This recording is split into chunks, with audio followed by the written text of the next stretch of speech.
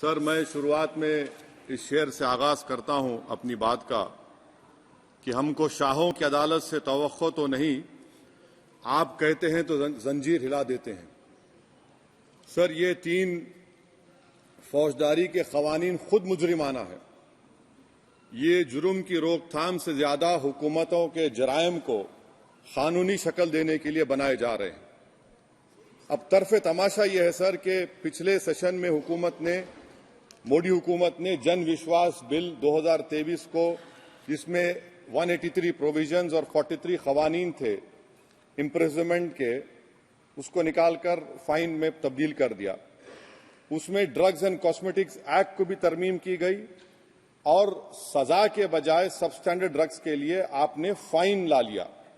तो मैं ये बोलना चाहूंगा सर कि सबस्टैंडर्ड ड्रग्स के मैन्युफैक्चर के लिए आपने जेल के बजाय फाइन उसमें तब्दील कर दिया तरमीम करके। तो ये जरूरी है बोलना इस ऐवान में कि जन विश्वास के नाम पर आपने इस सबस्टैंडर्ड ड्रग्स से आवाम को खतरे में डाल दिया।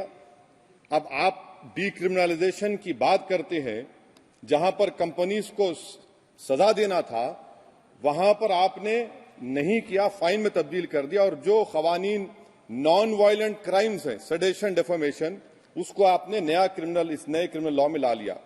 तो सर, ये बात साफ हो गई कि जन के लिए अविश्वास, धंधे के लिए विश्वास, ये इस हुकूमत का नया मंत्रा है।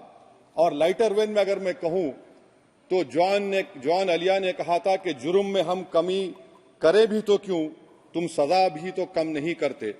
सर, आज सच्चाई इस देश में यह है कि सूट पहनने वाला क्राइम से जुर्म से बच जाता है, जेल से बच जाता है।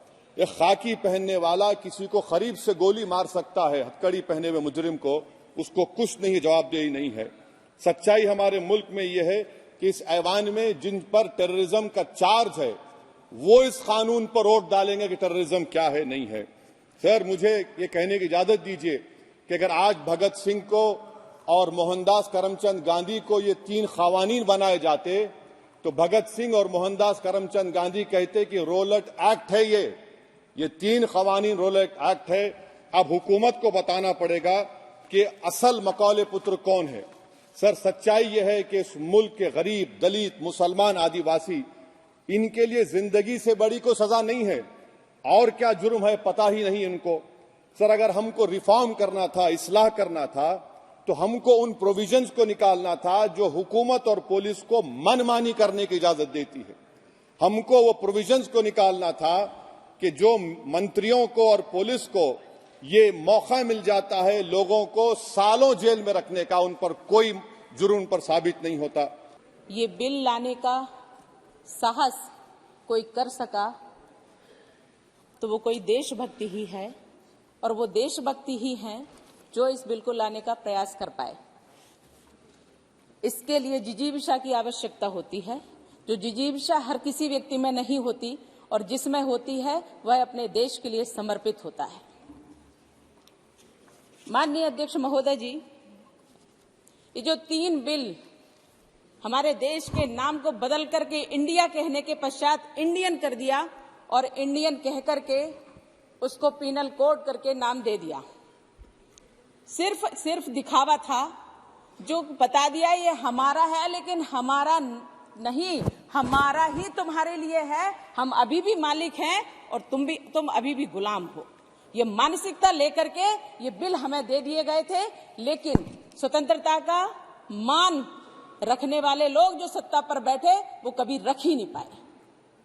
हमें अधिकार प्राप्त हुआ, स्वतंत्रता का अधिकार प्राप्त हुआ, संविधान का निर्माण हुआ, हमें अधिकार दे दिए गए कि संसद दी गई और हम इस पर नियम बनाए। लेकिन सत्ताधीश उस समय के लोग जो 65 वर्षों तक शासन किए, उन लोगों के अंदर वो जिजीविषा का अभाव था, उनके अंदर देश के प्रति निष्ठा का अभाव था, जिसके कारण आज हम इस ब्रिटिश कानून को बदलने के लिए आए हैं। लेकिन इतने वर्षों तक जिन्होंने झेला है उसकी हमें कल्पना भी नहीं है।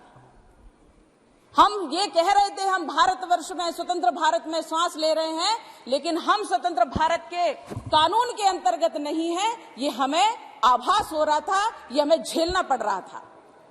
इतने वर्षों की गुलामी के बाद जब भारत स्वतंत्र हुआ तो क्या हमारे पास ऐसा कौन सी कमी थी जो इतने 65 वर्षों में ये कांग्रेस की सरकार और तत्कालीन जो सरकारें थी वो नहीं कर पाई? क्या कारण था कि इतना समय लग गया? यही मुझे लगता है कि हम गुलामी की मानसिकता से हट करके हम आगे बढ़े हैं। अब हम अपने शुद्ध भारतीय, अपने देश के प्रति सम्मान, अपने देश की आत्मा को छू करके जो अब कानून बनेगा, जो कानून आज बिल आया है, ये कानून बनेगा, तब वो भारतीयों के द्वारा, भारतीयों के लिए और भारतीयों के लिए न्याय होगा, तभी हम इसमें न्याय पाएंगे।